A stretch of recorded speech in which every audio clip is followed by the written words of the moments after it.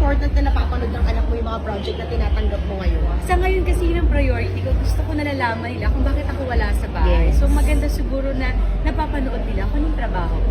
Oo. Kumbaga, yung paglabas mo ng bahay, alam mo na worth it. Kumbaga, bawat paglabas mo. Ano Pero- lang naman?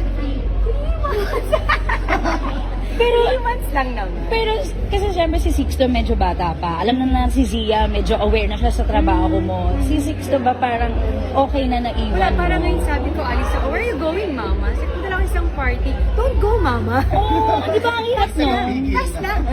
Pero di ba ang hirap Oo nun? naman. Paano mo pinapaintindi sa kanila? Siguro mga ilang araw ko pa na paulit-ulit na sinasabi na aalis ako.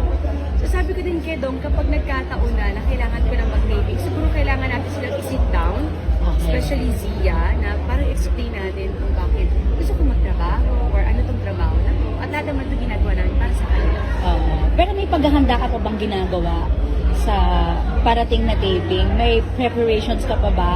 Kasi wala ka namang preparation sa itsura. Yan na yun. Siguro yung character, kasi medyo kakaiba yung character ko at first time ko siyang gagawin. At hindi ito remake, original story siya.